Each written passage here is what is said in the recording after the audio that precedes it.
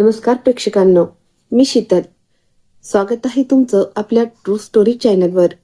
ज्या भावाच्या पाठीवर खेळत सायली लहानाची मोठी झाली, त्याच भावाने आज मालमत्तेसाठी तिला तिच्याच बाबांच्या घरातून गचांडी देऊन बाहेर काढलं. भर उन्हात रस्त्यावर पडलेल्या सायलीला वाटलं की आता तिचं आयुष्य संपलं, पण कर्माचा खेळ अजून बाकी होता. ज्या भिकारी मुलाला वर्षापूर्वी सायलीच्या भावाने अपमानित करून घराबाहेर हकललं होतं, आज तोच मुलगा एका लाल दिव्याच्या गाडीतून तिच्यासमोर येऊन उभा राहिला. कोण होता हा मुलगा आणि तो या हताश सायलीला कसा न्याय मिळवून देणार? नियतीच्या अजब न्यायाची ही सत्यकथा शेवटपर्यंत नक्की पहा. मी रस्त्याच्या कडेला अगदी हताश अवस्थेत पडले होते. अंगात त्राण उरला नव्हता आणि डोक्यातील विचारांचं चक्र थांबत नव्हतं. आता या जगात माझं म्हणायला कोणीच उरलं नव्हतं. मी कुठे जाऊ, कोणाचा आसरा घेऊ, याच विवंचनेत मी होते. तितक्यात समोरून एक भरधाव गाडीचा हेडलाईट थेट माझ्या डोळ्यांवर पडला. त्या गाडीने जोरात हॉर्न वाजवला. तो आवाज ऐकून मी भीतीने पार गांगरून गेले. थरथरत मी रडू लागले. मला वाटलं आता या गाडीतून कोणी उतरेल आणि नेहमीसारखं मला मारेल, ओरडेल. पण गाडी थांबली. त्यातून एक तरुण उतरला. तो हळूहळू माझ्या दिशेने आला आणि अचानक माझ्या समोर गुडघ्यांवर बसला. त्याने आदराने माझ्या समोर मान झुकवली. मी अत्यंत भीतीने आणि आश्चर्याने त्याचा चेहरा पाहिला आणि क्षणभर माझा विश्वासच रोखला गेला. माझे डोळे विस्पारले गेले, कारण तो दुसरा तिसरा कोणी नसून माझं नाव सायली. मी लहानपणापासूनच खूप लाडाकोडात वाढलेली, बिनधास्त आणि चुलबुली मुलगी होते. वडिलांनी मला कधी कशाचीच कमतरता भासू दिली नव्हती. माझ्या प्रत्येक हट्टापायी त्यांनी मला डोक्यावर चढवून ठेवलं होतं. माझा जन्म झाला त्याच वेळी माझी आई या जगातून निघून गेली होती. त्यामुळे आईची माया काय असते हे मला कधीच कळलं नाही. माझ्यासाठी माझे बाबाच माझी आई आणि माझे सर्वस्व होते. जेव्हा मी शाळेत जायचे तेव्हा आमच्या गल्लीत रोज एक मुलगा यायचा. खरं सांगायचं तर त्याच्या चेहऱ्यावरून किंवा वागण्यावरून तो कधीच भिकारी वाटायचा नाही. पहिल्या दिवशी जेव्हा तो आमच्या दाराशी आला तेव्हा मी त्याला आवर्जून पोटभर जेवण दिलं. त्यानंतर तो रोजच आमच्या भागात दिसायचा. एक दिवस मला राहवलं नाही. मी त्याला विचारलं, तू इतका तरुण आहेस, मग काही कामधंदा का करत नाहीस? माझं बोलणं ऐकून तो अगदी शांतपणे म्हणाला, मी काम शोधण्याचा खूप प्रयत्न करतो, पण मला कुठेच काम मिळत नाही. त्यात मला शिकण्याची खूप आवड आहे, त्यामुळे मिळालेल्या वेळात मी अभ्यास करतो. पण जेव्हा भूक अनावर होते तेव्हा नाईलाजाने असं मागून पोट भरावं लागतं. मी उत्सुकतेने विचारलं, म्हणजे तू शाळेत जातोस? तो म्हणाला, हो, मी सरकारी शाळेत शिकतोय. घरातून शाळेत जाण्याला विरोध आहे, तरीही मी चोरून जातो, कारण मला स्वतःच्या पायावर उभं राहायचं आहे. हेच माझं स्वप्न आहे. तो मुलगा माझ्यापेक्षा वयाने 2-3 वर्षांनी मोठा होता. मी त्याला त्याच्या कुटुंबाबद्दल विचारलं, तुझ्या घरात दुसरं कोणी नाही का गं? हे ऐकताच त्याच्या डोळ्यात पाणी आलं. गळा दाटून आलेल्या आवाजात तो म्हणाला, आई तर खूप वर्षापूर्वीच आजारपणामुळे देवाघरी गेली आणि बाबा, त्यांना फक्त दारूची व्यसन आहे. मी भुकेला आहे की तहानलेला याच्याशी त्यांना काहीच देणं घेणं नसतं. त्यांना फक्त स्वतःच्या दारूची काळजी असते. तो जे काही पैसे कमवायचा ते सगळे पैसे दारूमध्ये उडवून द्यायचा. माझ्या खाण्यासाठी घरात कधी काही आणायचा नाही. त्याचं हे बोलणं ऐकून माझ्या डोळ्यात पाणी आलं, कारण आई नसण्याचं दुःख काय असतं हे मी खूप जवळून अनुभवत होते. त्या दिवसापासून मी त्याला म्हटलं की तू अजिबात काळजी करू नकोस, तू रोज आमच्या घरी येत जा, मी तुला रोज जेवण देत जाईन. त्याने मला त्याचं नाव रोहन असल्याचं सांगितलं. आता तो जेव्हा जेव्हा यायचा तेव्हा मी त्याला काही ना काही खायला नक्की द्यायची आणि कधी कधी त्याच्याशी गप्पाही मारायचे. त्याच्या बोलण्यात खूप समजूतदारपणा असायचा. एक दिवस मी त्याला जेवण देत होते तेवढ्यात माझे मोठे भाऊ तिथे आले. ते मला विचारू लागले की हा मुलगा कोण आहे ज्याच्याशी तू गप्पा मारतेस आणि ज्याला जेवणही देतेस? भावाने माझं पूर्ण बोलणं ऐकूनही घेतलं नाही आणि त्या मुलाला तिथून हाकलवून लावलं. इतकंच नाही तर त्याला एक जोरात थप्पडही मारली आणि धमकावलं की पुन्हा जर या भागात किंवा माझ्या घरासमोर दिसलास तर सरळ पोलिसांच्या हवाली करेन. मी भावाला समजवण्याचा खूप प्रयत्न केला की माझं ऐकून तर घ्या, पण त्यांनी माझं काहीच ऐकलं नाही. ते मला ओढतच बाबांसमोर घेऊन गेले आणि म्हणाले, बाबा तुम्हाला माहीत आहे का ही बाहेर कोणत्या तरी अनोळखी मुलासोबत बसली होती आणि त्याच्याशी गप्पा मारत होती. भावाचं हे बोलणं ऐकून मला रडू कोसळलं. मी बाबांना सगळं काही खरं खरं सांगून टाकलं. मी म्हटलं, बाबा तो मुलगा खूप गरीब आहे, तो भीक मागतो, मी फक्त त्याला जेवण देत होते. त्यावर बाबा म्हणाले, बेटा मला माहीत आहे तुझं मन खूप साफ आहे, पण आजकाल लोकांच्या नियतीचा काही भरोसा नसतो, त्यामुळे पुन्हा कधी असं काही करू नकोस. मी सुद्धा त्यांना हो म्हटलं आणि पुन्हा असं करणार नाही असं वचन दिलं. पण खरं सांगायचं तर रोहनशिवाय माझा दुसरा कोणीच मित्र नव्हता. मी मनातल्या मनात त्याला माझा चांगला मित्र मानलं होतं. काही दिवस मला त्याची खूप आठवण आली, पण नंतर हळूहळू दिवस सरत गेले आणि मी माझ्याच अभ्यासात कामात मग्न झाले. काही दिवसांनी मी तो विषयही विसरून गेले. माझा भाऊ माझ्यापेक्षा 5-6 वर्षांनी मोठा होता. काही वर्षांनी त्याचं लग्न झालं आणि वहिनी आमच्या घरात आली. वहिनी जे काही काम अर्धवट सोडायच्या किंवा करत नव्हत्या ते सगळं काम मी गुपचूप उरकून घ्यायची. बाबांनाही अजिबात आवडायचं नाही. ते मला नेहमी म्हणायचे, बेटा मी लग्नाआधी तुला कधी साध्या सुईलाही हात लावू दिला नाही, कधी कोणतं काम करू दिलं नाही. आज तुला असं घरात राबताना पाहून माझं मन खूप दुःखी होतं. मी बाबांना समजायचा प्रयत्न करायची, बाबा वहिनी सुद्धा माझ्यासारखीच दुसऱ्या कोणाची तरी मुलगी आहे ना हो, ती सुद्धा आपलं घर सोडून इथं आली आहे आणि कामच करते ना. त्यावर बाबा म्हणायचे, हो मला समजते सगळं, पण हे तिचं सासर आहे. उद्या जेव्हा तू तुझ्या सासरी जाशील तेव्हा तूही तिथे तुझ्या बहिणीसारखं काम करशील का? जोपर्यंत तू मुलगी म्हणून या घरात आहेस तोपर्यंत मला वाटतं की तू जास्तीत जास्त आरामात राहावं, कारण लग्नानंतर तर तुला आयुष्यभर सासरी काम करावंच लागणार आहे. आणि समजा उद्या चालून तुझी वहिनी तुझ्या भावाला घेऊन वेगळी झाली तर ती तिथे काम करणार नाही का? आपल्या घरात माणसं तरी किती आहेत? आपण फक्त 4 लोक तर आहोत. त्यातही भांडी आणि कपड्यांसाठी धुणी भांड्याची बाई लावली आहे. झाडू पोचा तीच करते, फक्त स्वयंपाकाचं काम उरतं, पण तेही तिला करायचं नसतं. मी आजच सागरशी याबद्दल बोलतो. माझ्या मोठ्या भावाचं नाव सागर होतं, पण जेव्हा बाबांनी भावाशी म्हणजेच सागरशी याविषयी चर्चा केली तेव्हा घरात मोठा वाद झाला. त्या दिवसानंतर तर आमच्या घरातलं वातावरण पार बदलून गेलं. रोज रोज किरकिर आणि भांडण होऊ लागलं. घरात सतत एक विचित्र ताण असायचा. काहीही झालं की घरात कटकट व्हायची आणि मी अगदी शांतपणे कोपऱ्यात बसून हे सगळं पाहत राहायची. एक दिवस मी वहिनीला लपून फोनवर कोणाशी तरी बोलताना ऐकलं. त्या फोनवर कोणाजवळ तरी माझी आणि घराची खूप निंदा करत होत्या.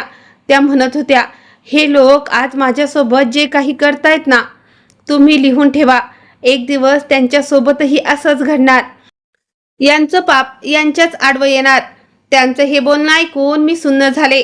मी विचार करू लागले की आम्ही असं वहिनीचं काय वाईट केलं होतं. ज्या घरात जशा राहू इच्छित होत्या तशाच राहत होत्या. स्वतःहून सतत भांडायला यायच्या, तरीही त्यांच्या मनात आमच्याबद्दल न जाणे एवढी कडू जहर विष कुठून आलं होतं हे मलाच समजत नव्हतं. माझं मन झालं की वहिनीशी याविषयी थेट बोलावं, पण नंतर विचार केला आणि मी काहीच बोलले नाही. मी गुपचूप आपल्या कामाला लागले.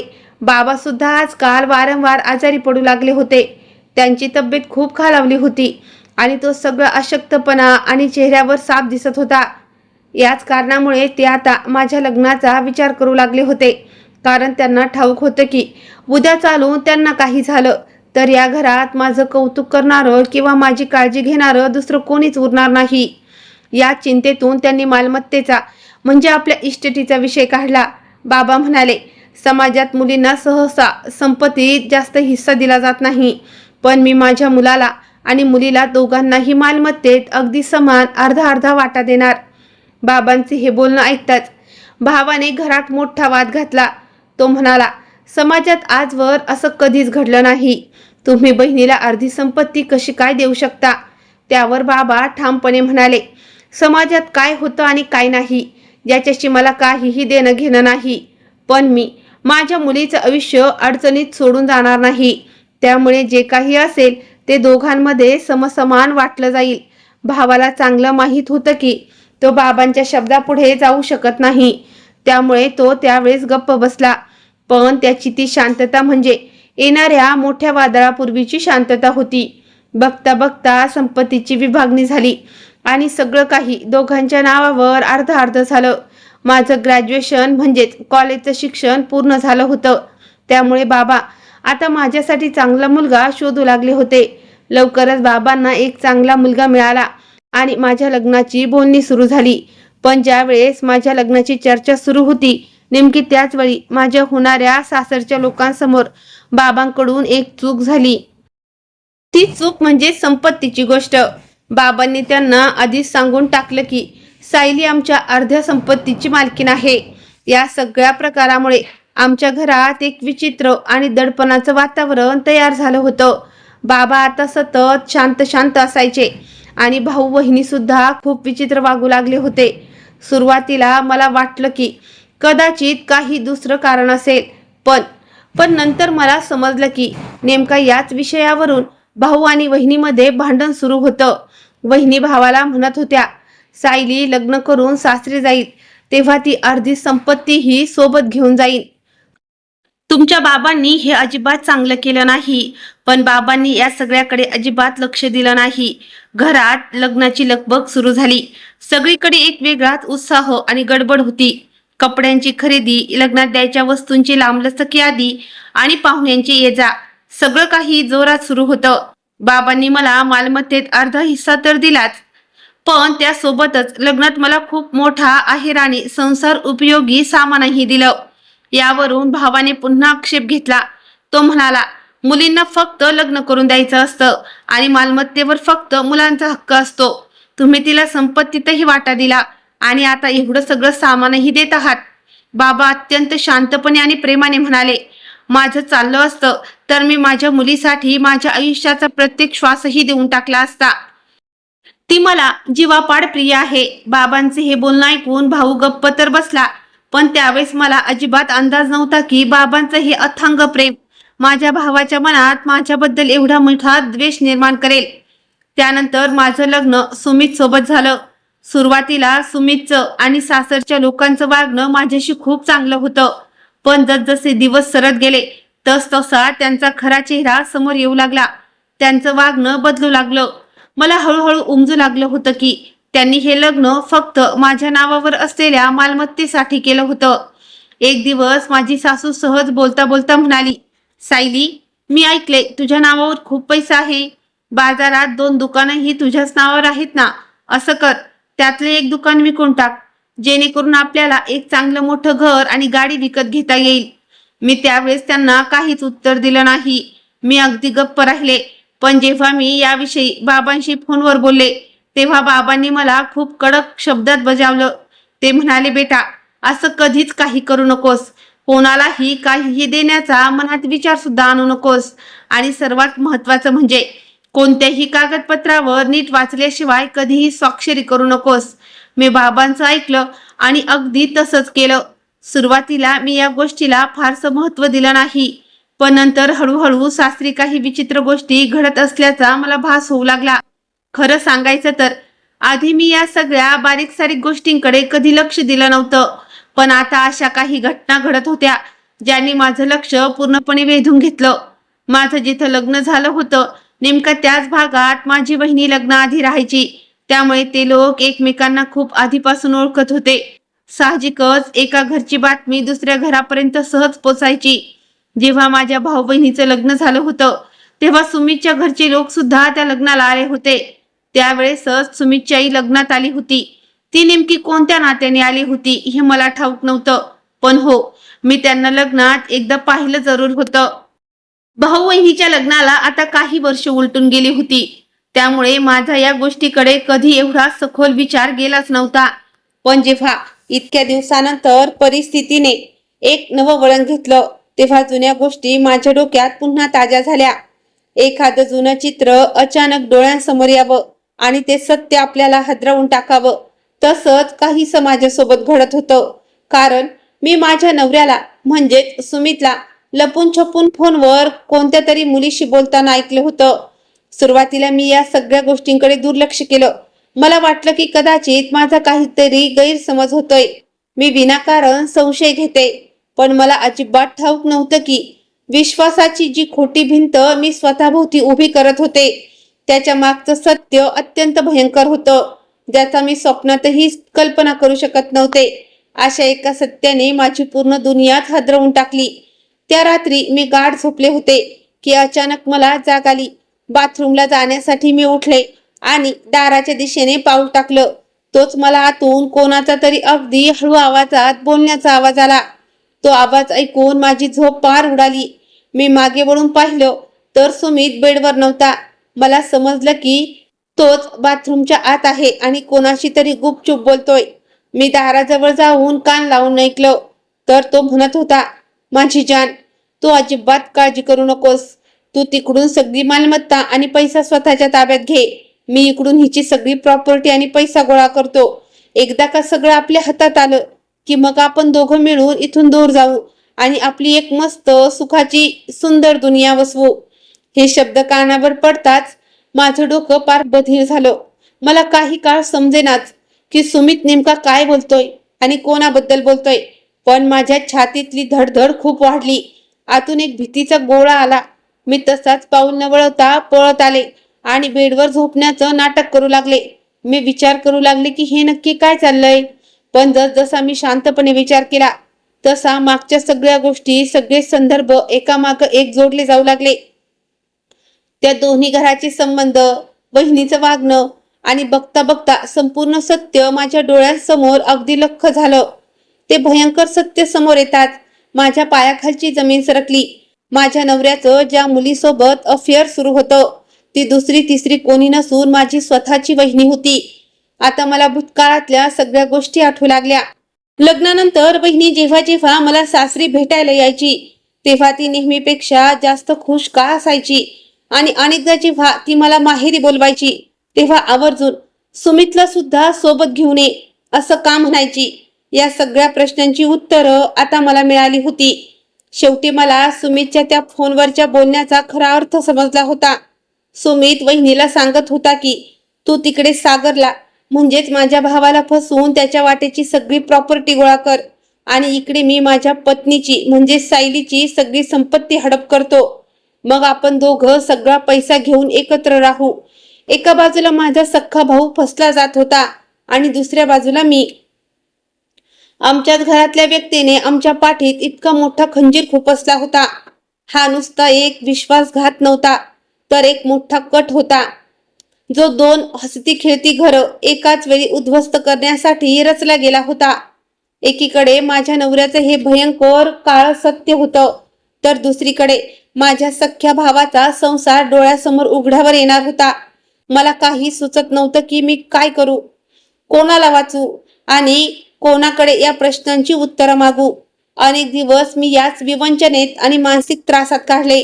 शेवटी मी कशीबशी स्वतःची हिंमत एकवटली आणि ठरवलं की मी थेट माझ्या भावाशी म्हणजेच सागरशी या विषयावर सविस्तर बोलेन.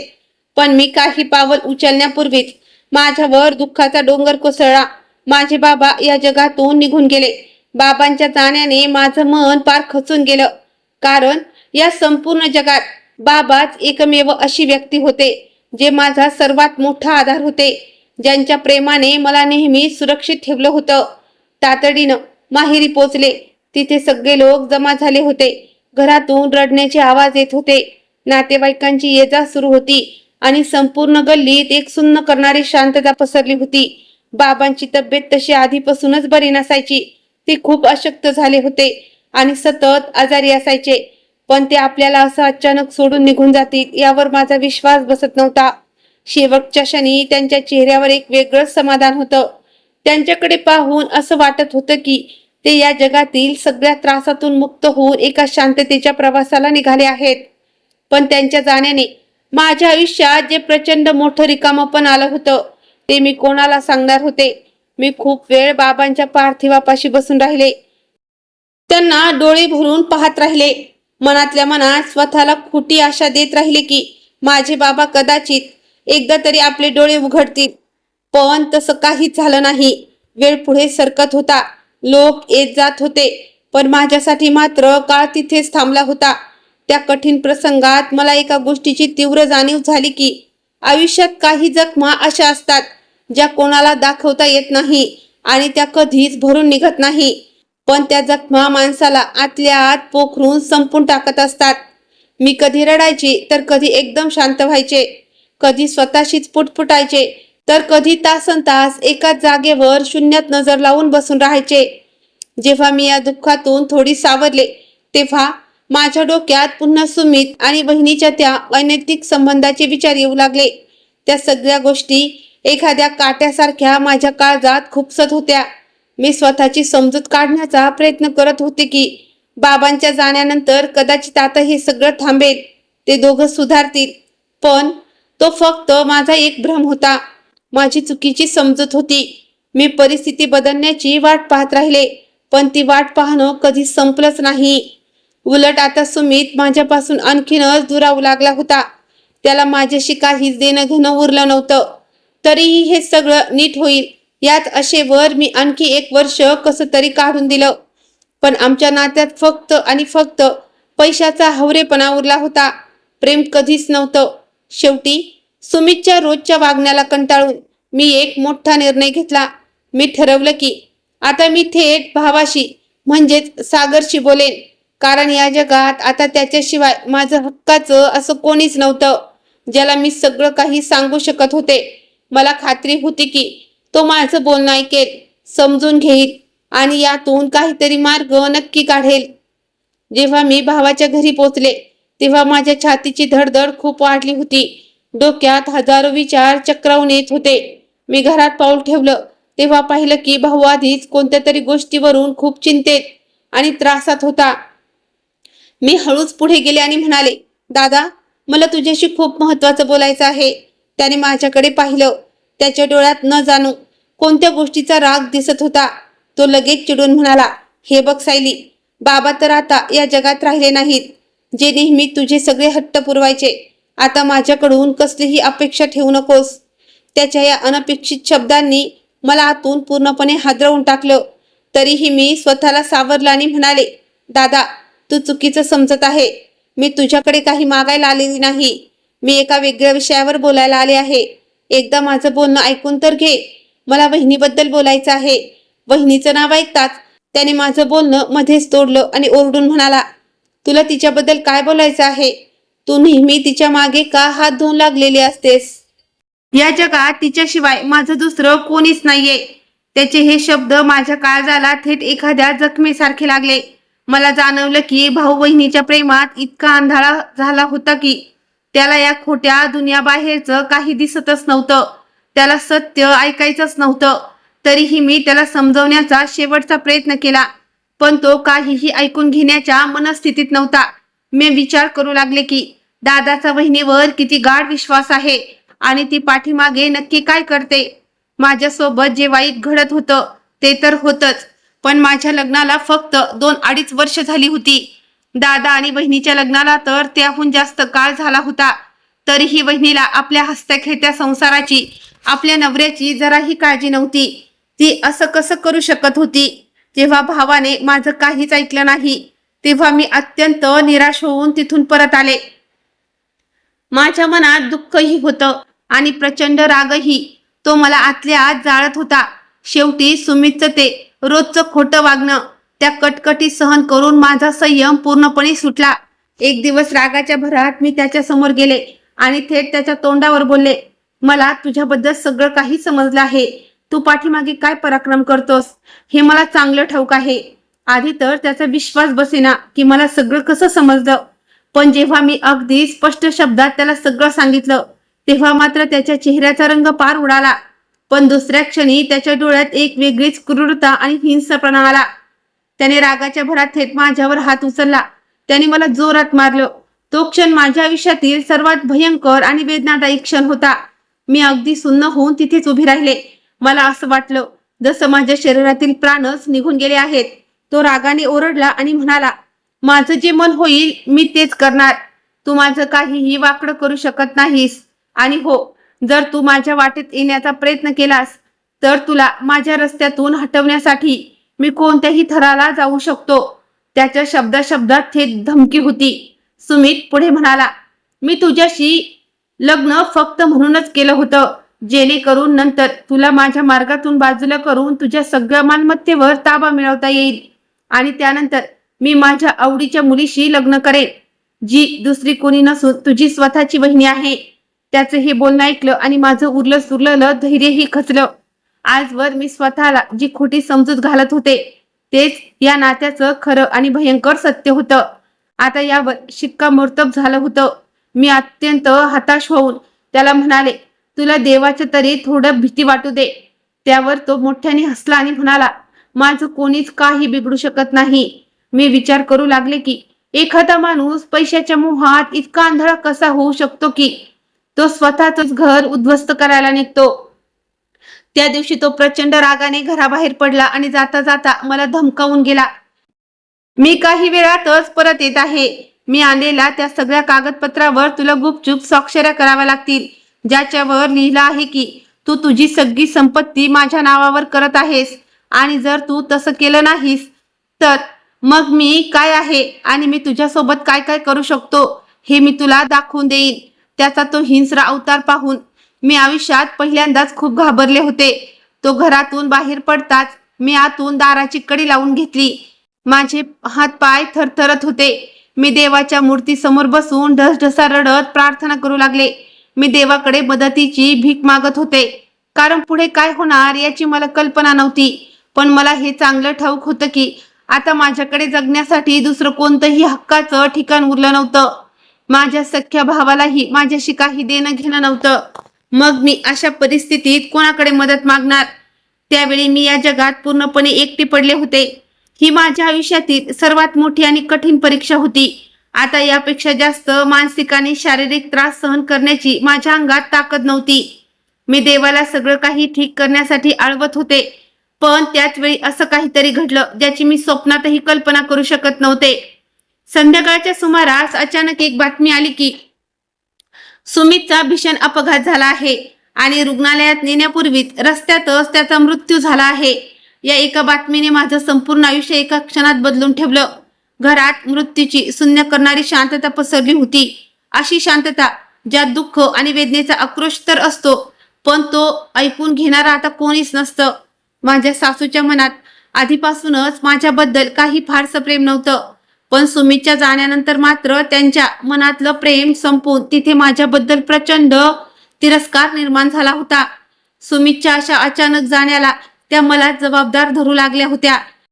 त्या माझ्या नशिबाला सतत दोष द्यायच्या आणि सुमितच्या मृत्यूचं खापर माझ्याच डोक्यावर फोडायच्या. घर तेच होतं, ज्या घराला 4 भिंती होत्या, पण माझ्यासाठी मात्र सगळं काही संपलं होतं. आता तिथली प्रत्येक गोष्ट मला भीती दाखवू लागली होती. मला असं वाटायचं की मी आता अशा कोणत्या तरी वेगळ्या जगात आले आहे, जिथं माझं म्हणायला कोणीच नाही आणि माझ्यासाठी तिथे ती मात्र ही जागा उरलेली नाही. त्या सासरी रोज रोज मला इतका मानसिक त्रास द्यायच्या की माझं त्या घरात जगणं कठीण होऊन बसलं होतं. त्यांच्या बोलण्यातलं विष दिवसेंदिवस वाढतच चाललं होतं. त्या सतत मला टोमणे मारत म्हणायच्या, आता या घरात तुझं काय उरलंय? माझ्या मुलाला तर तू गुळंकृत केलंस, आता इथे कशाला तोंड काळ करायला बसली आहेस? त्यांच्याकडे पाहून मला असं वाटायचं की मी त्या घरची सून नसून कोणीतरी परकी अनोळखी मुलगी आहे, जिचा या घराशी कधी दूर दूरपर्यंत संबंधच नव्हता. अनेक रात्री मी डोळ्यात तेल घालून जागून काढल्या. मनात विचारांचे एक मोठं काहूर माजलं होतं. पुढं भविष्यात काय वाढून ठेवलंय याचा काहीच पत्ता नव्हता आणि पाठीमागे पाहावं तर आधारासाठी कोणीच उरलं नव्हतं. मनात फक्त एक असह्य रिकामेपणा होता, जे दिवसेंदिवस अधिक गडद होत चाललं होतं.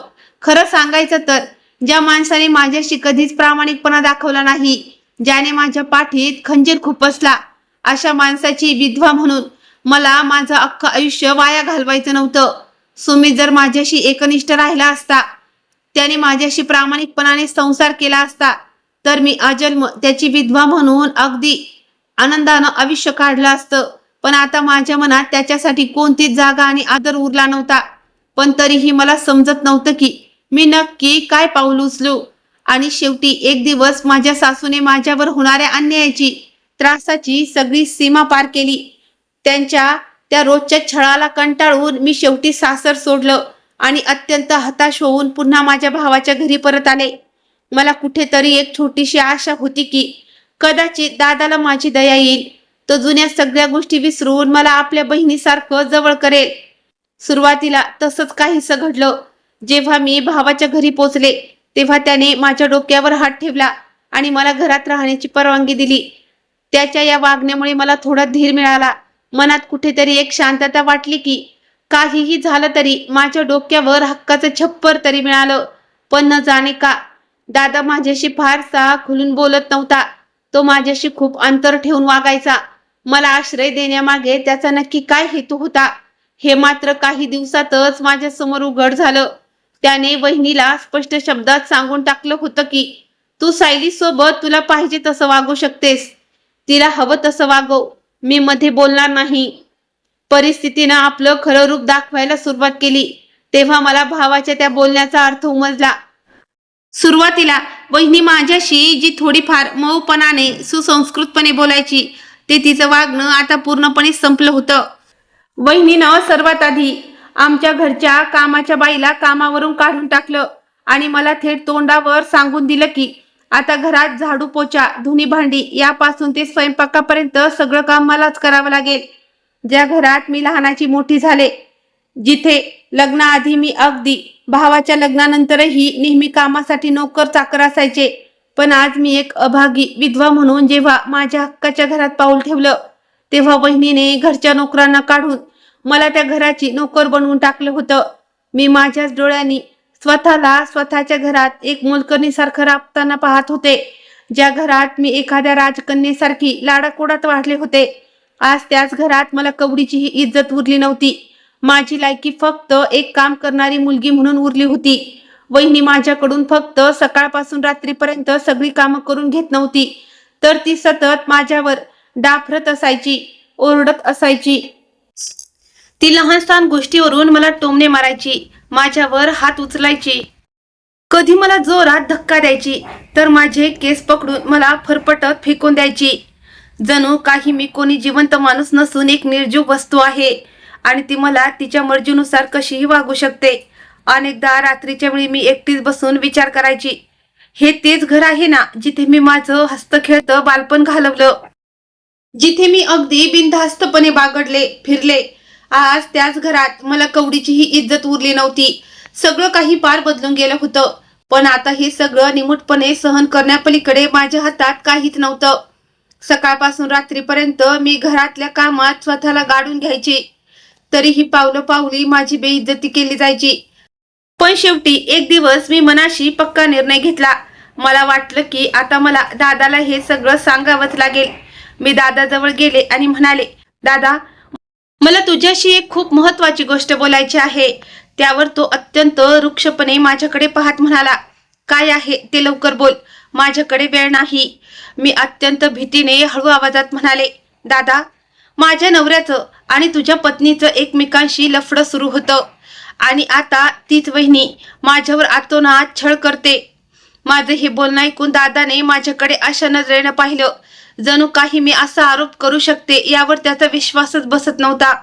तो लगेचच प्रचंड रागाने माझ्यावर ओरडला आणि म्हणाला, तू माझ्या पत्नीवर एवढा मोठा आळ घालतेस? तुझ्याकडे या गोष्टीचा काही पुरावा आहे का? दादांचा तो प्रश्न ऐकून मी एकदम शांत झाले. माझ्याकडे त्या क्षणी काहीच उत्तर नव्हतं, कारण सगळं सत्य तर माझ्या नवऱ्याच्या म्हणजेच सुमितच्या फोनमध्ये होतं आणि तो फोन सुद्धा अपघाताच्या दिवशी नेमका कुठे गहाळ झाला काहीच पत्ता नव्हता. मी कशी बशी हिम्मत करून म्हणाले, दादा, माझ्याकडे कोणताही लेखी पुरावा नाहीये, पण मी स्वतःच्या कानांनी त्यांचं बोलणं ऐकलं आहे आणि सुमितने माझ्या समोर स्वतः हे सगळं कबूल केलं होतं. मी देवा शपथ सांगते, मी खोटं बोलत नाहीये. पण माझ्या या बोलण्याने दादांचा राग शांत होण्याऐवजी आणखीनच भडकला. त्यांच्या चेहऱ्यावर माझ्याबद्दल विश्वास नाही, तर उलट संशय आणि तिरस्कार दिसत होता. तो अत्यंत तुच्छतेने म्हणाला, तू निव्वळ खोटं बोलत आहेस. आता तुला या जगात विचारणारं कोणी उरलं नाहीये ना, म्हणून तू अशी थेर करून घर पेटवायला निघाली आहेस. मी रडत रडत म्हणाले, दादा, तू माझा गैरसमज करून घेतलायस. मी वहिनी विरुद्ध कोणताही कट रचत नाहीये. जे सत्य आहे तेच सांगते. मी जेव्हा दादाच्या डोळ्यात पाहिलं तेव्हा त्यात मला माझ्या सख्ख्या भावाचं प्रेम किंवा कोणतीही सहानुभूती दिसली नाही. तिथे फक्त एक थंडपणा आणि परकेपणा होता. त्या दिवसानंतर तर आमच्या घरातली परिस्थिती आणखीनच बिघडली. दादाने माझ्यापासून पूर्णपणे अंतर ठेवलं आणि वहिनी आता माझ्याशी पूर्वीपेक्षाही जास्त क्रूरतेने वागू लागली.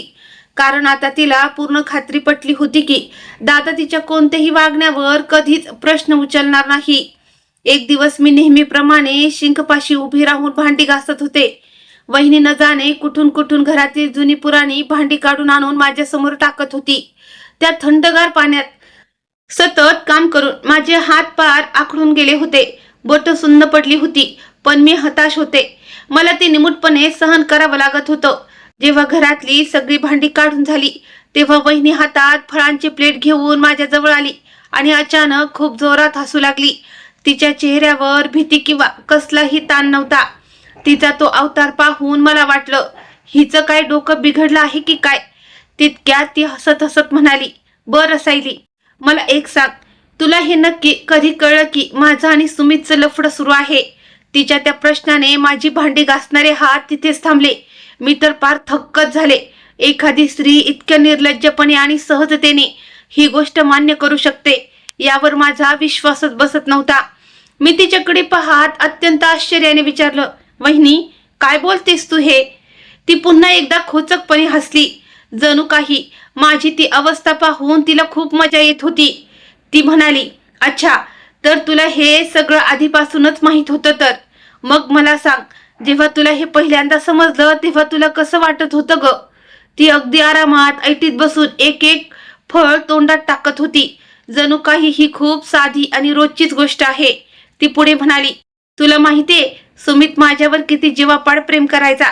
तो माझ्याशी किती छान रोमॅन्टिक बोलायचा आणि तुझ्याबद्दल तर नेहमी वाईटच बोलायचा. तो म्हणायचा की त्याला तुझा प्रचंड तिरस्कार वाटतो. तिचे ते विषारी शब्द माझ्या काळजाला घर पाडत होते. माझ्या मनात रागाचा डोंब उसळत होता. तरी मी स्वतःला आवरून शांत राहिले. पण वहिनी तिथेच थांबली नाही. ती तोंड वेडावत म्हणाली, आता उगाच डोळे मोठे करून राग दाखवायची गरज नाहीये. तो तर आता या जगातून निघून गेलाय. आणि हो, त्याच्या जाण्याचं सर्वात जास्त दुःख जर कोणाला झालं असेल तर ते फक्त मलाच झालंय. तुला काय त्याचं एवढं प्रेम होतं, पण मी त्याच्यावर खरं प्रेम केलं होतं. तिचा तो निर्लज्जपणा पाहून शेवटी माझा संयम सुटला. मी रागानं लाल होऊन विचारलं, अच्छा, मग माझ्या दादावर कोणतं प्रेम केलंस तू? माझा हा प्रश्न ऐकताच तिच्या चेहऱ्याचा रंग क्षणात बदलला. तिच्या डोळ्यात एकदम क्रूरता आणि हिंसरपणा आला. ती सरळ माझ्या अंगावर धावून आली आणि दातावर दात घासून म्हणाली, आपलं तोंड बंद ठेव आणि स्वतःच्या अवकातीत राहा. मी तुझ्यासोबत पुढे काय काय करणार आहे याची तुला अजून पुसटशी कल्पना नाहीये. ती माझ्या अगदी जवळ येत कुत्सितपणे म्हणाली, तू फक्त माझी नणंद नाहीयेस, तर तू माझी सवतही आहेस. आणि म्हणूनच मी तुला या घरात जिवंत सोडणार नाही. तिच्या आवाजात माझ्याबद्दल कमालीचा द्वेष आणि एक अजब जिद्द होती. नेमकी त्याच वेळी दादा सुद्धा तिथे आला. एका क्षणासाठी तिथली सगळी शांतता गोठून गेली. वहिनीने सेकंदाच्या आत स्वतःला बदललं आणि ती अशी नॉर्मल झाली जणू काही झालंच नाही. मला एका क्षणासाठी वाटलं की कदाचित दादाने वहिनीचं हे बोलणं ऐकलं असेल. कदाचित तो आता वहिनीला जाब विचारून मला न्याय देईल. पण दादाने काहीच ऐकलं नव्हतं. तो चुपचाप तिथून निघून गेला. त्या दिवसानंतर त्या घरात माझ्यावर येणारी संकट आणि त्रास आणखीनच वाढला. एक दिवस दादा हातात मालमत्तेचे कागदपत्र घेऊन माझ्या खोलीत आला आणि अत्यंत कडक आवाजात म्हणाला, सायली, या कागदांवर गुपचूप सह्या कर. बाबांनी तुझ्या नावावर जी काही प्रॉपर्टी केली आहे ती सगळी मला परत कर. त्या क्षणी माझ्या कानात बाबांचे ते शेवटचे शब्द गुंजले, बेटा, हे सगळं तुझं आहे. कोणत्याही कागदावर कधीही न वाचता स्वाक्षरी करू नकोस. बाबांच्या शब्दाची आठवण येताच मी ताठमानेनं दादाला साफ नकार दिला. मी स्वाक्षरी करणार नाही. माझं ते उत्तर ऐकून दादांचा चेहरा रागाने लालबुंद झाला. तो माझ्यावर जोरात ओरडला, तुला सह्या कराव्याच लागतील. जर या घरात राहायचं असेल तर हा कागद लिहून द्यावाच लागेल, नाहीतर मी तुला याच क्षणी घरातून हाकलवून लावेल. मी अत्यंत दुःखी आणि थक्क होऊन त्याच्याकडे पाहिलं आणि म्हणाले, तू मला माझ्याच घरातून बाहेर काढणार? त्याला जराही संकोच वाटला नाही. तो अत्यंत निर्दयीपणे म्हणाला, हो, मी तुला घराबाहेर काढेन. त्याचे हे शब्द माझ्या काळजावर एखाद्या सूर्यासारखे वार करून गेले. ज्या भावासोबत मी माझं अख्खं बालपण घालवलं, तोच भाऊ आज मला माझ्या स्वतःच्या बाबांच्या घरातून हाकलून देण्याची भाषा करत होता. बाबांच्या जाण्याचं अथांग दुःख, नवऱ्याचा तो भयंकर विश्वासघात, एका अभागी विधवा महिलेचं जिणं, वहिनीचा तो अमानुष छळ आणि त्यातच माझ्या सख्ख्या भावाचा हा कोरडेपणा, या सगळ्या गोष्टी मला आधीच आतून पूर्णपणे मोडून टाकलं होतं. मी कमालीची खचून गेले होते. त्या घरात मी इतके कष्ट आणि दुःख सहन केलं होतं की आता माझ्या मनात कोणतीच हिंमत शिल्लक उरली नव्हती. त्यातल्या त्यात माझ्या मनात हा विचार सुद्धा येत नव्हता की बाबांनी माझ्या नावावर केलेली जी काही संपत्ती आहे ती विकून मी इथून दूर जावं आणि स्वतःचे एक वेगळं आयुष्य जगावं. कारण आता मी स्वतःला खूप जास्त हताश आणि कमकुवत समजू लागले होते. मला असं वाटायला लागलं होतं की जोपर्यंत एखाद्या पुरुषाचा आधार माझ्या डोक्यावर असणार नाही, तोपर्यंत हे जग मला कधीच सुखानं जगू देणार नाही. मी पूर्णपणे खचून गेले होते. मी रडत रडत त्यांच्या समोर हात जोडले, विनवण्या केल्या की दादा, मला या घरातून बाहेर काढू नकोस. मी कुठे जाऊ? त्यावर तो निर्दयीपणे म्हणाला, जर इथं राहायचं असेल तर मग गुपचूप सह्या कर. आणि शेवटी त्या अगतिकतेच्या आणि मजबुरीच्या क्षणी मला त्या कागदपत्रांवर सह्या कराव्याच लागल्या. त्या क्षणाला मला असं वाटलं की माझ्या बाबांनी रक्ताचं पाणी करून केलेली सगळी मेहनत, त्यांचं माझ्यावरचं अथांग प्रेम, सगळं काही एका झटक्यात माझ्या हातातून हिरावून घेतलं गेलं. मी तिथेच बसून ढसढसा रडत राहिले. पण आता माझ्या नशिबात फक्त आणि फक्त रिकामे पण उरलं होतं. दुसरीकडे त्या दिवशी भाऊ आणि वहिनी मात्र खूप आनंदात होते, कारण त्यांचा तो काही स्वार्थी हेतू होता तो आज पूर्ण झाला होता. या घटनेला जेमतेम 2च दिवस झाले असतील, तोच वहिनीने तिच्या ढिगभर साड्या इस्त्री करण्यासाठी माझ्या हातामध्ये कोंबल्या. मी मागच्या जवळपास 2 तासापासून सलग उभं राहून साड्या इस्त्री करत होते आणि पार थकून गेले होते. माझ्या हातापायात कळा येत होत्या आणि कंबरही पार आखडून गेली होती. पण तरीही मला थांबण्याची मुभा नव्हती. मी तिची एक अत्यंत महागडी साडी इस्त्री करत होते. तेवढ्यात न जाणे काय झालं, कदाचित तिथे शॉर्ट सर्किट झालं आणि इस्त्रीमधून अचानक काळा धूर आणि ठिणग्या बाहेर पडू लागल्या. मी घाबरून लगेच मागे सरकले. मला काही समजण्याच्या आतच तो धूर आणखी वाढला. मी कसाबसा आधी मुख्य स्विच बंद केला. तेवढ्यात तो धूर पाहून वहिनी वादळासारखी तिथे आली आणि रागाने जोरात ओरडू लागली. मी जशी इस्त्री बाजूला उचलली तसं पाहिलं तर तिच्या त्या साडीला मोठा पीळ पडला होता आणि ती जळून खाक झाली होती. ते पाहताच वहिनीचा थरकाप उडाला आणि ती आणखीनच जोरात किंचाळली. तिचा तो आवाज संपूर्ण घरात असा घुमला की जणू काही घराच्या भिंतीही हादरून गेल्या.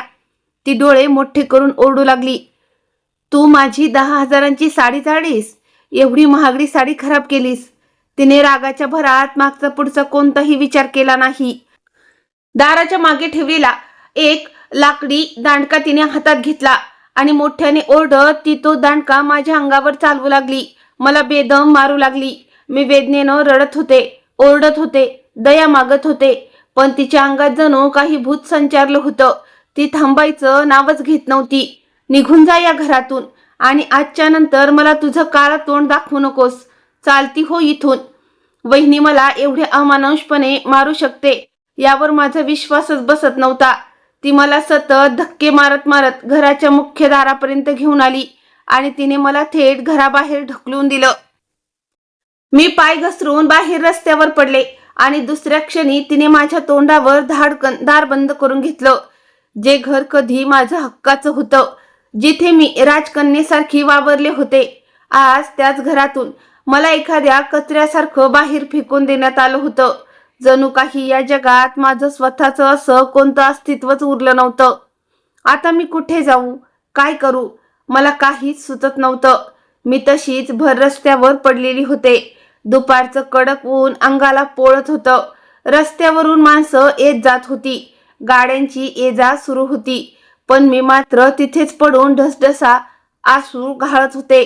लोक फक्त थांबून माझी ती अवस्था पाहत होते, तमाशा बघत होते, पण मदतीसाठी पुढे यायची तसदी कोणीच घेत नव्हतं. सगळेजण आपापल्या आयुष्यात व्यस्त होते. भीतीने आणि वेदनेनं माझे हातपाय थरथरत होते. मी उठून उभं राहण्याचा प्रयत्न करायची, पण अशक्तपणामुळे पुन्हा जमिनीवर कोसळायची. मनात कुठेतरी एक भाबडी आशा डोकावून जात होती की कदाचित आता दादा येईल, मला सावरून पुन्हा घरात घेऊन जाईल आणि सगळं काही आधीसारखं ठीक करून टाकेन. पण तसं काहीच झालं नाही. तेवढ्यात अचानक एका मोठ्या आणि कर्कश हॉर्नचा आवाज माझ्या कानावर पडला. त्या आवाजाने मी दचकले आणि भानावर आले.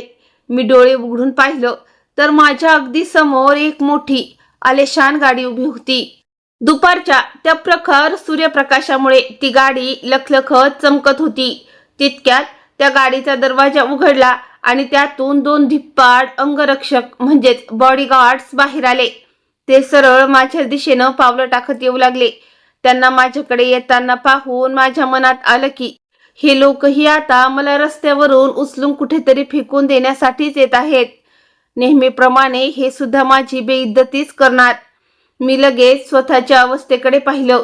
माझे कपडे मातीने माखले होते, विस्कटलेले केस, मी कोणत्याही दृष्टीने नीट दिसत नव्हते. मी कसाबसा स्वतःचा पदर सावरण्याचा आणि उठण्याचा प्रयत्न केला, पण अंगात त्राणच उरले नव्हते. नेमक्या त्याच वेळी त्या गाडीमधून एक रुबाबदार व्यक्ती खाली उतरली. त्याचं व्यक्तिमत्व अत्यंत भारदस्त आणि वेगळंच होतं. त्यांनी अंगावर खूप महागडे कपडे घातले होते. त्यांनी आपला काळा गॉगल नीट केला आणि ते माझ्या दिशेनं चालू लागले. त्यांना माझ्याकडे येताना पाहून माझ्या काळजाचा ठोकाच चुकला. मी मनातल्या मनात आणखीनच घाबरले. मला वाटलं आता हा माणूसही मला मारेल की काय, पण तो अचानक माझ्या अगदी जवळ आला आणि थेट गुडघ्यांवर खाली बसला.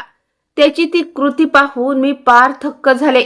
मनात आलं, एवढा मोठा माणूस, अंगावर इतके महागडे कपडे आणि तो भर रस्त्यात माझ्यासमोर असा गुडघ्यांवर का बरं बसलाय? त्याने हळूच आपला हात माझ्या दिशेने पुढं केला आणि अत्यंत आदराने म्हणाला, चल सायली, माझ्यासोबत चल. मी कमालीची घाबरले आणि थरथरत्या आवाजात म्हणाले, कोण आहात तुम्ही? मी तर तुम्हाला ओळखतही नाही. तो चेहऱ्यावर एक हलकं आणि आश्वासक हसू आणत हळूच म्हणाला, तू मला ओळखत नाहीस? जरा नीट बघ माझ्याकडे. असं म्हणत त्याने आपल्या डोळ्यांवरचा तो काळा चष्मा उतरवला. मी त्याच्या डोळ्यात खूप निरखून पाहिलं. त्याच्या त्या नजरेत एक ओळखीचा भाव होता, जणू तो मला कित्येक वर्षापासून ओळखत होता.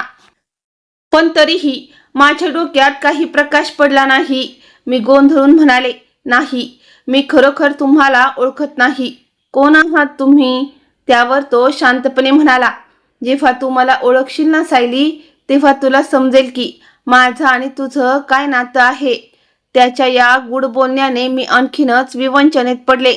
मला समजेना की हा माणूस नक्की काय बोलतोय.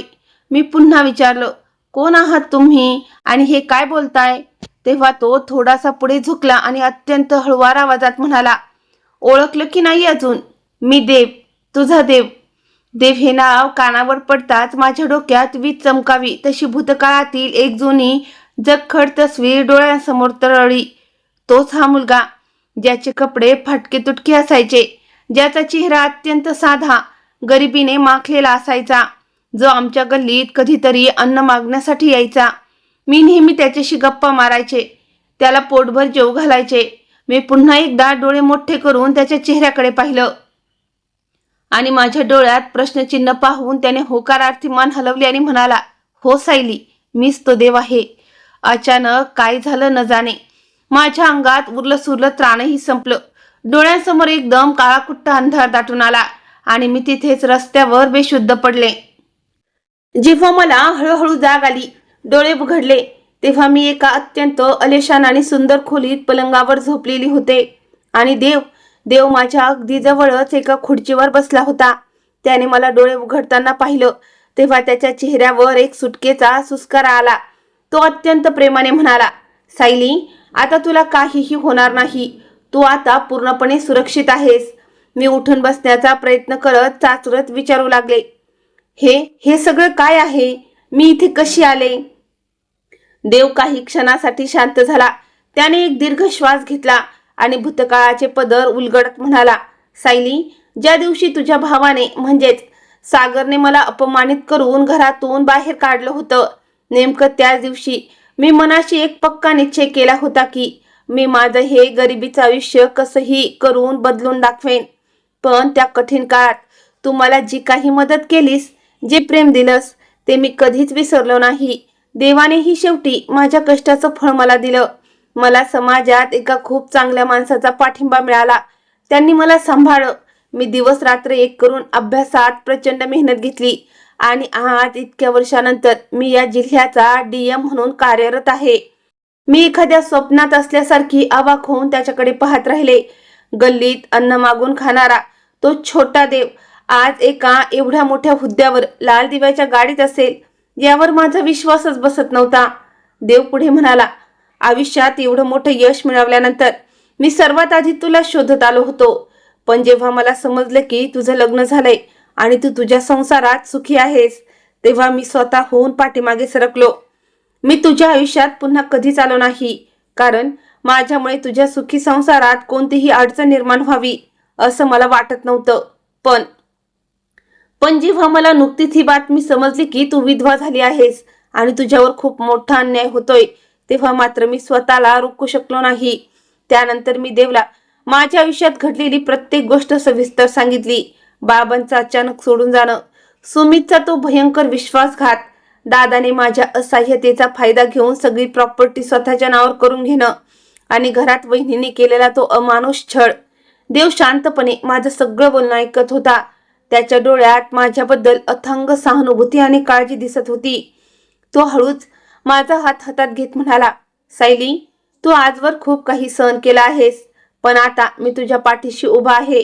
यापुढे तुझ्या वाट्याला कधीच दुःख येणार नाही आणि मी तुझ्यासोबत काहीही चुकीचं घडू देणार नाही. एवढं बोलून त्याने मला आराम करायला सांगितलं आणि तो आपल्या कामासाठी निघून गेला.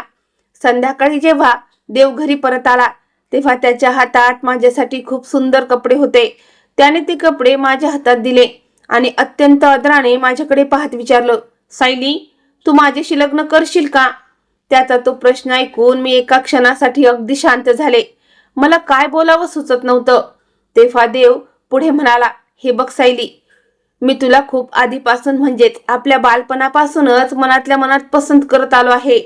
मला आयुष्यात कधीच एका सुखी कुटुंबाचं सुख मिळालं नाही, पण खरं सांगू तर त्या दिवशी तू माझ्या गरिबीच्या दिवसात माझ्या आयुष्यात आली होतीस ना, तेव्हाच मी तुझ्यासोबत एका सुखी संसाराचं स्वप्न पाहिलं होतं. आज देवाने नशिबाने मला तीच संधी पुन्हा दिली आहे. प्लीज माझं हे स्वप्न पूर्ण कर. त्याच्या डोळ्यातील तो प्रामाणिकपणा पाहून मी त्याला लग्नासाठी होकार दिला. त्यानंतर अगदी साध्या आणि कायदेशीर पद्धतीने आमचा विवाह झाला. कित्येक वर्षाच्या आतोनात छळानंतर आणि मानसिक त्रासानंतर आज पहिल्यांदाच मला माझ्या आयुष्यात एक खरी शांतता आणि सुकून मिळाल्याचा भास झाला. एक वेळ अशी होती जेव्हा मी माझ्याच हक्काच्या घरात एका मोलकरणीसारखी अहोरात्र राबत होते आणि आज मी एका आलिशान घरात राहत होते, जिथे माझ्या सेवेसाठी नोकर चाकरांची रांग लागली होती. दारात 2-3 मोठ्या गाड्या उभ्या होत्या. देव अत्यंत समजूतदार होता. तो मला नेहमी सांगायचा, सायली, तुझ्या भावाने तुझ्याकडून जे काही हिरावून घेतलं आहे ते परत मिळवण्याचा विचारही मनात आणू नकोस. तो विषय तिथे संपून टाक आणि त्याचं दुःख करणं सोडून दे. माझ्याकडे जे काही आहे ते सगळं तुझंच आहे. त्यामुळे तुला आता आयुष्यात कोणत्याही गोष्टीची काळजी करण्याची गरज नाही. पण माझ्या मनात कुठेतरी एक खंत होती. मी देवला म्हणाले, माझ्या भाऊ बहिणीला वाटत असेल की मी घरातून कुठेतरी पळून गेले आहे, ते माझ्याबद्दल समाजात चुकीचं बोलत असतील. माझं हे बोलणं ऐकून देव लगेच म्हणाला, अच्छा असं आहे का, मग चल आपण आत्ताच्या आत्ता त्यांच्या घरी जाऊया. मी त्याला नको नको म्हणत होते, पण तो आपल्या निर्णयावर ठाम राहिला. तो म्हणाला, नाही सायली, आता तू माझी धर्मपत्नी आहेस.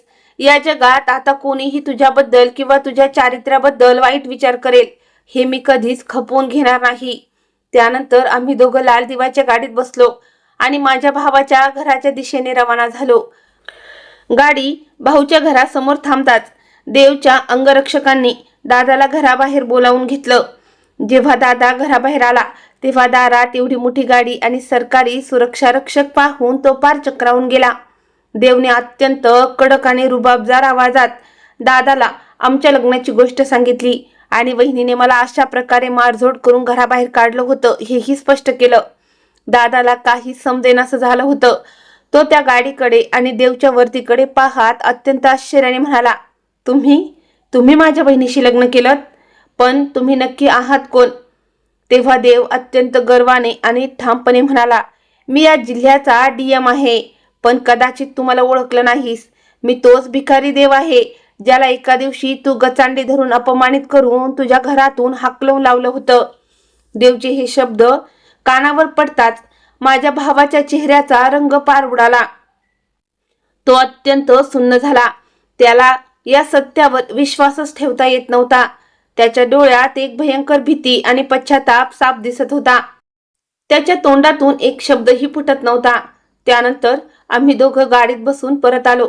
लग्नानंतर देव माझी खूप काळजी घ्यायचा. माझ्यावर जीवापाड प्रेम करायचा. मी माझ्या आयुष्यात एवढी दुःख पाहिली होती की आता मिळालेला हा सुखाचा संसार आणि हा आनंद कुठे हरवून तर जाणार नाही ना, या भीतीनं माझे पाय थरथरायचे. मला या सुखाची सवय नव्हती, त्यामुळे ते गमावण्याची भीती सतत मनात असायची. बघता बघता वेळ निघून गेला आणि एक दिवस मला समजलं की मी आई होणार आहे. या एका गोड बातमीने माझी आणि देवची दुनिया अथांग आनंदाने भरून गेली. मी दररोज देवचे हात जोडून आभार मानायचे. देव आता माझी पूर्वीपेक्षाही जास्त काळजी घेऊ लागला होता. तो सतत माझ्याच विवंचनेत असायचा. घरात 2 नर्स ठेवल्या होत्या जेणेकरून मला गरोदरपणात कोणताही त्रास होणार नाही. माझा गरोदरपणाचा 6वा महिना सुरू होता. एक दिवस मी घरात आराम करत होते. तेवढ्यात अचानक घराच्या दाराची घंटी वाजली. नोकराने जाऊन दरवाजा उघडला तर समोर माझे डोळे थक्क झाले. दारात माझा सख्खा भाऊ उभा होता. तोच भाऊ ज्याने ऐन संकटाच्या वेळी माझ्याकडे पूर्णपणे पाठ फिरवली होती. आज तो माझ्या दारात डोळ्यात अश्रू घेऊन उभा होता. मी काही क्षणासाठी स्तब्ध होऊन त्याच्याकडे पाहत राहिले. तो अत्यंत गयावया करत रडकुंडीला येऊन म्हणाला, सायली, मी आत येऊ शकतो का ग? मी काहीच न बोलता एका बाजूला सरकले आणि त्याला घरात घेतलं. मी त्याला डायनिंग रूम मध्ये नेऊन बसवलं. तेवढ्यात देव सुद्धा तिथे आला. दादाने जेव्हा देवला पाहिलं तेव्हा त्याने शरमेनं आपली नजर खाली झुकवली. त्याचे हात थरथरत होते. त्याने थरथरत्या हाताने पाण्याचा ग्लास उचलला, पण शर्मेपोटी त्याला ते पाणीही पिता आलं नाही. अचानक दादा माझ्या समोर ढसढसा रडू लागला आणि हात जोडून म्हणाला, सायली, मी पूर्णपणे उद्ध्वस्त झालो ग. मी पार रस्त्यावर आलो. तुझ्या त्या वहिनीने माझ्याशी खूप मोठा दगाफटका केला. तिने फसवणूक करून बाबांची सगळी मालमत्ता स्वतःच्या नावावर करून घेतली आणि मला घरातून हाकलवून दिलं. सायली, तू त्या दिवशी जे काही सांगत होतीस ते अगदी 100% खरं होतं. ती बाई अत्यंत कपटी आणि चारित्र्यहीन निघाली, पण मी मूर्खासारखा तिच्यावर अंधाळा विश्वास ठेवला आणि तुझ्या बोलण्याकडे दुर्लक्ष केलं. तो रडत पुढे म्हणाला, तिची नजर सुरुवातीपासूनच आमच्या इस्टेटीवर होती. म्हणूनच आधी तिने मला गोड गोड बोलून माझ्यावर दडपण आणून तुझ्या वाट्याची सगळी प्रॉपर्टी माझ्या नावावर करायला लावली आणि जेव्हा सगळी मालमत्ता माझ्या नावावर झाली तेव्हा तिने कायदेशीर डाव खेळून सगळं काही स्वतःच्या नावावर करून घेतलं आणि आज मला घराबाहेर काढलं. भावाच्या तोंडून हे सगळं ऐकताच माझ्या काळजातील त्या जुन्या जखमा पुन्हा ताज्या झाल्या. माझ्या चेहऱ्यावर तो जुना वेदनेचा भाव परत आला. मी अत्यंत शांत पण जळजळीत आवाजात दादाला म्हणाले, अच्छा, म्हणजे आज जेव्हा तुमच्या हातात काहीच उरलं नाही, तुम्ही स्वतः रस्त्यावर आलात, तेव्हा तुम्हाला तुमच्या या अभागी बहिणीची आठवण आली का दादा? माझा हा प्रश्न ऐकून दादाने कमालीची लाजेनं आणि पश्चातापाने आपली मान खाली झुकवली. दादा अत्यंत रडवेला होऊन म्हणाला, सायली, तू अगदी खरं बोलत आहेस. कदाचित आज मला या घरात येण्याचा, तुझ्यासमोर उभा राहण्याचाही कोणताही अधिकार नाहीये ग. पण आज या जगात माझं ऐकून घेणारं आणि मला साथ देणारं दुसरं कोणीच उरलेलं नाहीये. त्यानंतर दादाने अत्यंत लाजेने आणि पश्चातापाने देवकडे पाहिलं. त्याने देव समोर हात जोडले आणि ढसढसा रडत म्हणाला, साहेब, एक तो दिवस होता जेव्हा मी त्या हडकुळ्या गरीब आणि फाटक्या कपड्यातील मुलाला म्हणजेच तुम्हाला बेदम मारलं होतं, कारण माझी बहीण तुम्हाला 2 वेळची भाकरी देत होती. मी तर तुम्हाला पोलीस बोलवून जेलमध्ये सडवण्याची धमकीही दिली होती. त्यावेळी मी पैशाच्या आणि इस्टेटीच्या माजात पूर्णपणे अंधाळा झालो होतो. पण आज नशिबाचा खेळ बघा. ज्याला मी भिकारी समजून माझ्या घरातून हकलून लावलं होतं, आज त्याच माणसाच्या दारात मी स्वतः एक भिकारी बनवून आलो आहे, पदर पसरून भीक मागण्यासाठी. एवढं बोलून दादा अचानक खाली वाकला आणि थेट देवचे पाय धरण्यासाठी पुढे सरकला. तो रडत म्हणाला, मी तुमच्यासोबत खूप वाईट वागलो साहेब. तुम्ही हवं तर आत्ताच्या आत्ता मला गचांडी धरून या घरातून बाहेर काढू शकता, पण आज माझ्यासाठी तुम्हीच एकमेव आशेचा किरण आहात, जो मला माझं हिरावून घेतलेलं सगळं काही परत मिळवून देऊ शकतो. मी आज तुमच्याकडे माझ्या संसाराची भीक मागतोय साहेब. देवने अत्यंत शांतपणे दादाला पाहिलं आणि त्याला आदराने वर उठवलं. देव खूप गंभीर आवाजात म्हणाला, सागर भाऊ, तुम्हाला माहितीये का, त्या दिवशी मी तुमचा तो अपमान सहन करून गुपचूप तिथून का निघून गेलो होतो? कारण त्यावेळी माझ्याकडे गमवण्यासाठी काहीच नव्हतं, ना पैसा, ना घर, ना कोणती ताकद. पण त्याच कठीण प्रसंगात तुमच्या बहिणीनं जे सायलीनं मला 2 वेळची भाकरी दिली होती. आणि खरं सांगू का, कोणत्याही माणसाला जीवनात पुढे जाण्यासाठी, संघर्ष करण्यासाठी भाकरीपेक्षाही जास्त कोणाच्या तरी आपलेपणाची आणि विश्वासाची गरज असते, जी मला सायलीच्या रूपात मिळाली होती. देवचे हे शब्द ऐकून दादा पुन्हा एकदा ओक्साबोक्सी रडू लागला आणि म्हणाला, मला माफ करा साहेब, कदाचित मी तुमच्या मदतीच्या लायकीचाही नाहीये. असं म्हणत दादा अत्यंत हताश होऊन तिथून निघून जाण्यासाठी उठू लागला. तेवढ्यात देवने पुढे होऊन दादाच्या खांद्यावर हात ठेवला, त्याला थांबवला आणि म्हणाला, सागर भाऊ, आज जर मी माझ्या अधिकाराचा वापर करून तुमच्या जुन्या चुकीचा बदला घेतला, तर मग तुमच्यात आणि माझ्यात फरक तो काय उरेल? दादाने अत्यंत आश्चर्याने आणि कृतज्ञतेने देवकडे पाहिलं. देव खूप आत्मविश्वासाने आणि करारी आवाजात म्हणाला, मी या जिल्ह्याचा डीएम आहे.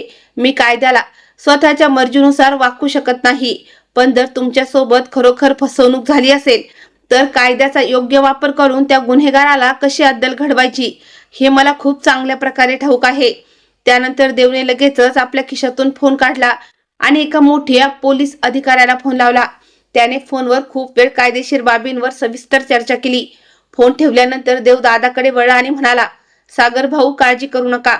उद्या सकाळीच तुमच्या प्रॉपर्टीचे सगळे जुने आणि नवे रेकॉर्ड सरकारी कार्यालयातून बाहेर काढले जातील. प्रत्येक कागदपत्राची आणि स्वाक्षरीची बारकाईने चौकशी केली जाईल. स्वतःवर आणि कायद्यावर विश्वास ठेवा. जर तुमच्यासोबत फसवणूक करून मालमत्ता हडप केली असेल तर त्या धोकेबाज बाईला न्यायालयाच्या पिंजऱ्यात उभं राहून एका एका गोष्टीचा हिशोब द्यावाच लागेल. देव पुढे अत्यंत आपलेपणाने म्हणाला, आणि भाऊ, तुम्ही या घरात कोणी परके किंवा पाहुणे नाही आहात. हे घर तुमच्या सख्ख्या बहिणीचं आहे.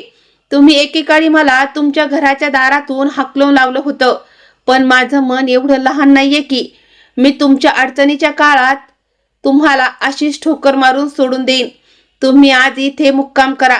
देवचे हे शब्द ऐकताच दादाचे डोळे कृतज्ञतेनं भरून आले. तो रडत रडत थेट देवच्या पाया पडला.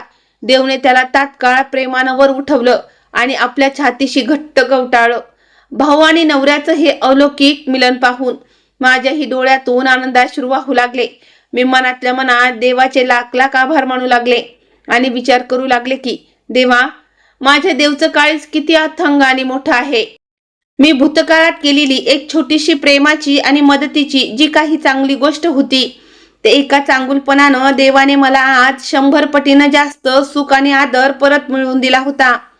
माझ्या आयुष्यातील दुःखाचे सगळे काळे ढग आता कायमचे दूर झाले होते.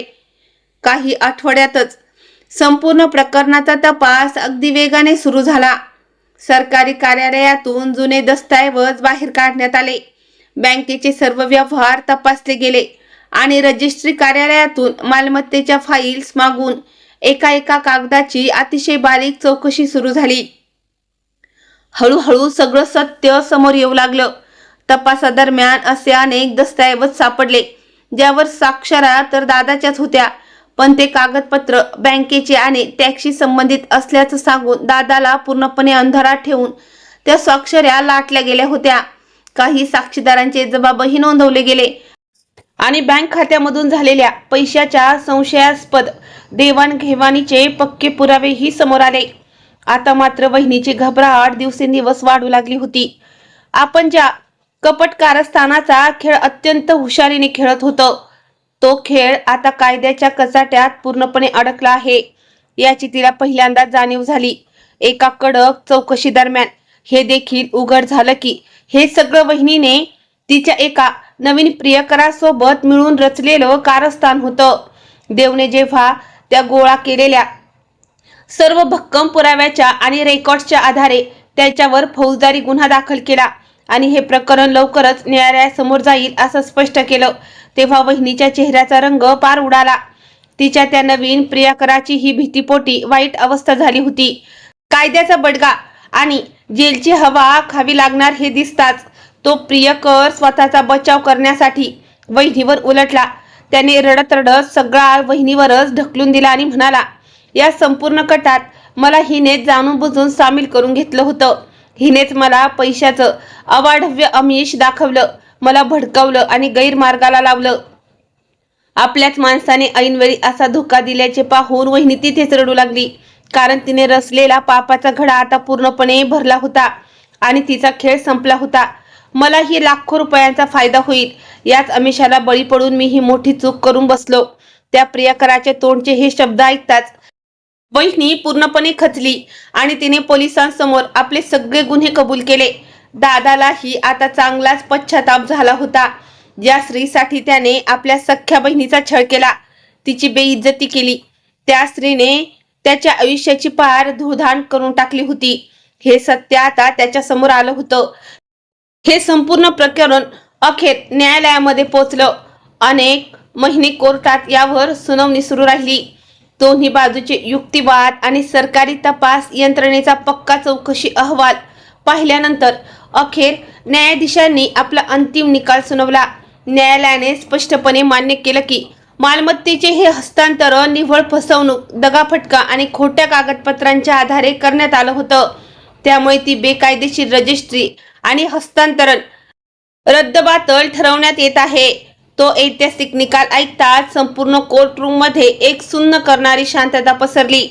न्यायालयाने आदेश दिला की या मालमत्तेची मालकी हक्क पुन्हा त्याच व्यक्तीला म्हणजेच माझ्या दादाला सोपवण्यात यावा, ज्याच्या नावावर ती मूळ रूपानं होती. तो आदेश ऐकताच दादाच्या डोळ्यांतून आनंदाश्रू वाहू लागले, कारण त्याला त्याच्या हक्काचं घर पुन्हा वापस मिळत होतं. यासोबतच न्यायालयाने वहिनी आणि तिच्या प्रियकराविरुद्ध फसवणूक, जाणीवपूर्वक कट रचणे आणि दगाफटका केल्याप्रकरणी फौजदारी खटला चालवण्याचे आदेश दिले. कोर्टाच्या बाहेर असताना दादाची नजर माझ्यावर आणि देववर पडली. तो काही क्षणासाठी आमच्याकडे पाहत राहिला, मग तो हळूहळू आमच्या जवळ आला. त्याचा आवाज पूर्णपणे भरून आला होता. तो गैरवरून म्हणाला, सायली, ज्या दिवशी मी तुला घराबाहेर काढलं होतं ना, कदाचित त्याच दिवशी देवाने माझ्या कर्माचा न्याय लिहिला होता ग. आज जर तुम्ही दोघांनी ऐनवेळी माझा हात धरला नसता तर मी कायमचा रस्त्यावर आलो असतो. त्याचे ते शब्द ऐकून माझेही डोळे पाणवले. तेव्हा देव अत्यंत समजदारपणे दादाला म्हणाला, सागर भाऊ, घर तर परत मिळालं आहे. आता प्रयत्न करा की जुने दुरावलेले नातेसंबंधही पुन्हा आधीसारखे जोडले जातील. दादाने आम्हा दोघांनाही घट्ट कवेत घेतलं. आमच्या गळ्यात पडून तो रडला. काळ खरोखर खूप विचित्र असतो. कधी तो माणसाला 2 वेळच्या भाकरीसाठी भर रस्त्यात भटकवायला लावतो, तर कधी त्याच माणसाला यशाच्या अशा शिखरावर नेऊन पोचवतो जिथे तो इतरांचा सर्वात मोठा आधार बनतो. आणि त्या दिवशी मला मनोमन जाणवलं की न्याय फक्त कोर्टाच्या 4 भिंतीतच मिळतो असं नाही, तर कधी कधी आयुष्यही स्वतःहून योग्य वेळी माणसाला खरा न्याय मिळवून देतं. आज मी, माझा पतिदेव आणि आमचा लाडका मुलगा साई या दोघांसोबत माझ्या संसारात अत्यंत सुखी आणि समाधानी आहे. माझ्या आयुष्यातील तो दुःखाचा काळ आता संपलाय आणि मी पुन्हा कधीच वळून माझ्या त्या जुन्या वेदनादायी आयुष्याकडे पाहू इच्छित नाही. प्रेक्षक मित्रांनो, आजची ही कथा आपल्याला एक खूप मोठी गोष्ट शिकवून जाते. काळ आणि नशीब कधीच सारखं नसतं. जोपर्यंत माणसाकडे पैसा आणि सत्ता असते तोपर्यंत त्याला आपल्या रक्ताच्या नात्याचीही किंमत नसते. पण ज्यावेळी पाप आणि गर्वाचा घडा भरतो तेव्हा नियती असा काही न्याय करते की राजाचा भिकारी आणि भिकाऱ्याचा राजा व्हायला वेळ लागत नाही.